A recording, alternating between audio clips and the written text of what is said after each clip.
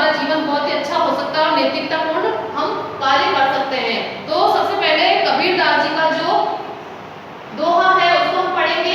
अब इसमें क्या है, बुरा जो देखन में चला बुरा न मिलिया कोई, जो दिल खोजा आपना मुझसा बुरा न कोई। अब इस दोहे का क्या अर्थ है, देखन, देखन है ना देखने के लिए। अब इसके जो कठिन शब्द को बता देती हूँ पहले। मिलिया यानी क्या होता है, मिला, और आपना यानी अपना। इसमें है, अब आपको ये डिफिकल्ट जो वर्ड है वो बता दिया मैंने, तो आप इसके बारे में से हिंदी करते हैं। बुरा जो देखने में चला यानी जब मैं दूसरों में बुराइयां देखने चला, दुनिया में जो बुराइयां उसको खोजने के लिए चला। कबीरदास जी कहते हैं कि जब मैं दुनिया में बुरे व्यक्ति को ढूंढने निकला तो मुझे कोई भी बुरा दिखाई नहीं दिया, लेकिन जब अपने ही दिल की तलाश की तो पाया कि खुद से बुरा कोई नहीं। यानी जो जितनी बुराइयां मुझ में भरी हुई उससे ज्यादा बुराइयां तो मुझे दुनिया में कहीं भी नहीं मिली। यानी भाव ये है कि स्वयं की बुराई पहले देखनी चाहिए, दूसरों की बुराई हमको नहीं देखनी चाहिए। अगर हम खुद अच्छे हैं तो हमारे लिए पूरी दुनिया अच्छी हो सकती है। अगर हम में बुराई है तो हम चाहे कितने भी अच्छाई ढूंढे, हमको कहीं भी अच्छाई नजर नहीं आएगी। तो इस दोहे का क्या हुआ, बुरा जो देखन मैं चला बुरा न मिलिया कोई, जो दिल खोजा आपना मुझसा बुरा न कोई। यानी मैं पूरी दुनिया में बुराई को ढूंढ रहा था, लेकिन जब अपने आप के दिल को खोजा, अपने दिल की तलाश की, तो उसमें जो इतनी बुराइयां मिलेगी उससे तो इतनी बुराइयां दुनिया में मुझे कहीं पे नजर नहीं आई। यानी मुझसे बुरा इस दुनिया में कोई नहीं है। अगर हम अपनी बुराइयों को मिटा देंगे तो सारी दुनिया हमारी क्या हो जाएगी, बहुत अच्छी हो जाएगी। अब दूसरा जो दोहा है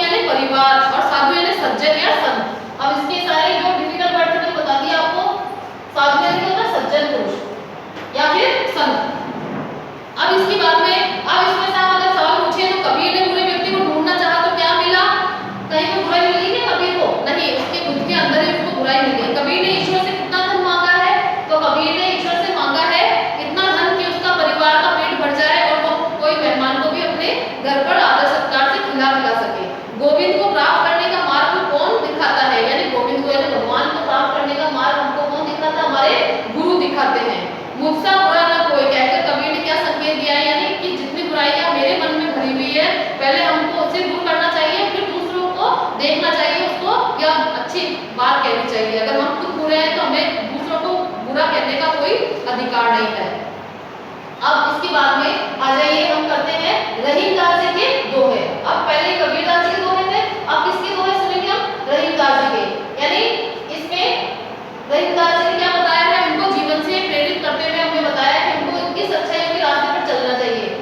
रहीमन धागा प्रेम का मत तोड़ो छिटकाए, रहीमन धागा प्रेम का मत तोड़ो छिटकाए, टूटे से फिर ना जुड़े, जुड़े गांठ पड़ जाए, रहीमन जुड़े गांठ पड़ जाए।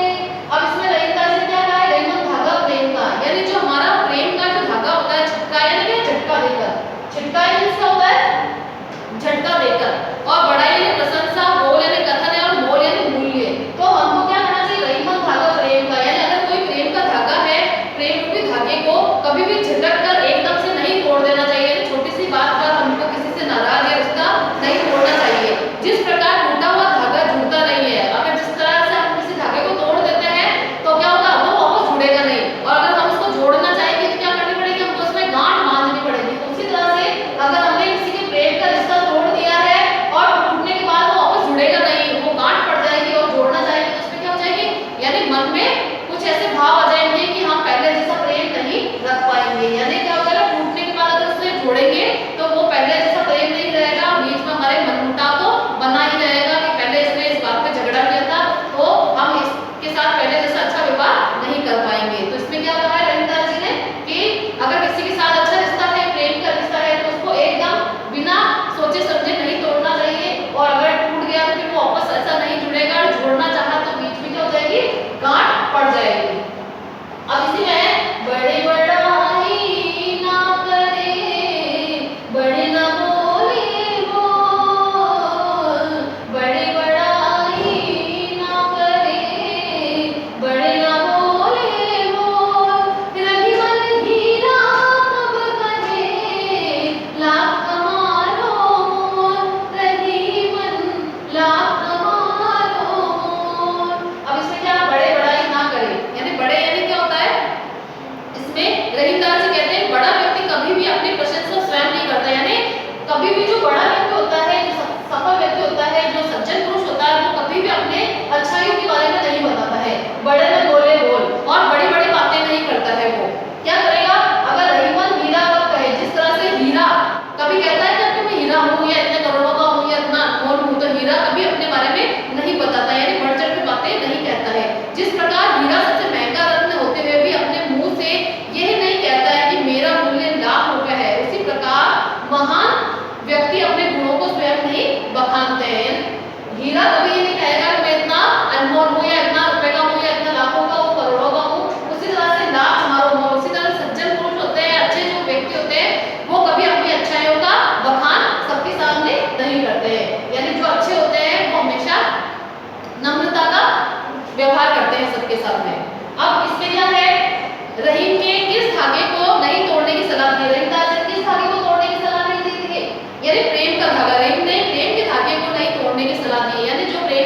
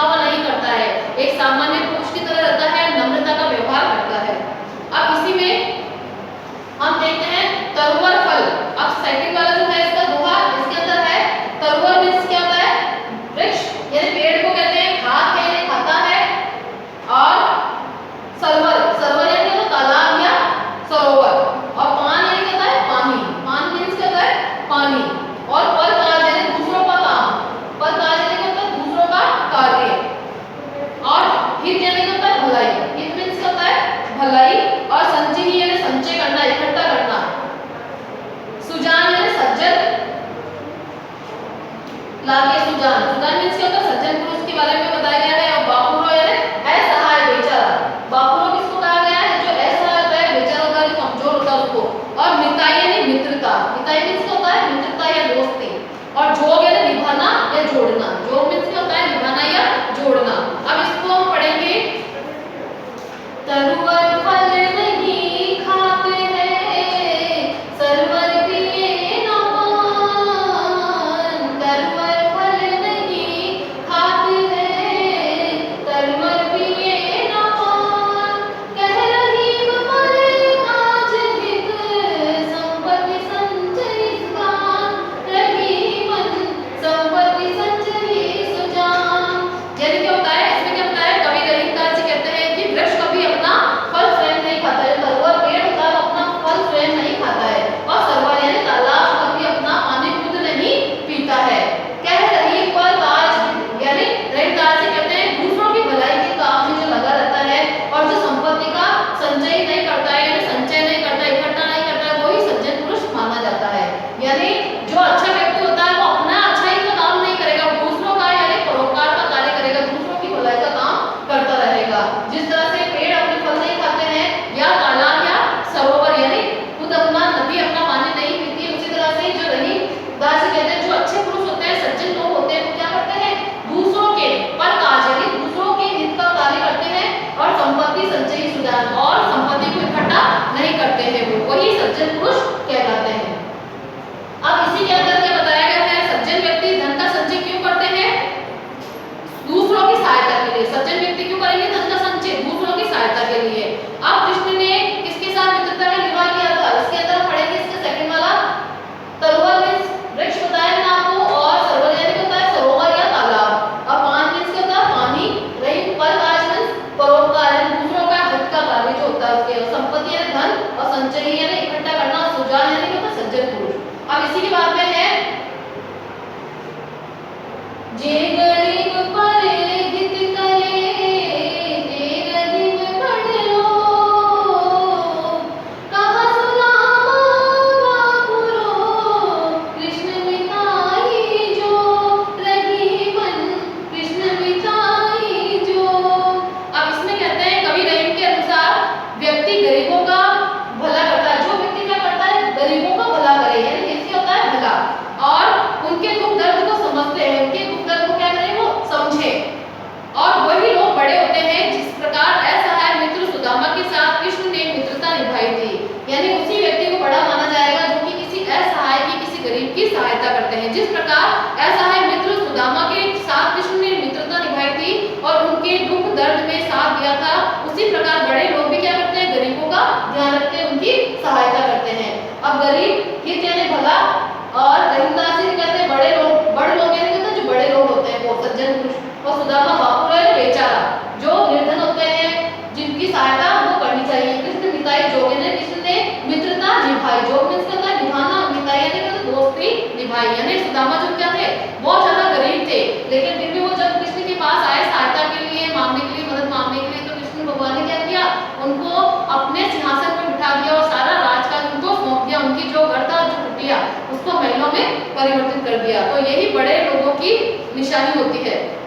यानी वृक्ष और सरोवर में क्या समानता होती है, बताया था आपको, वृक्ष और सरोवर। वृक्ष क्या करते हैं, अपने फल कभी खुद नहीं खाते हैं, सरोवर अपना पानी कभी खुद नहीं पीता है। तरुवर फल नहीं खात है, सरोवर पिए न पान।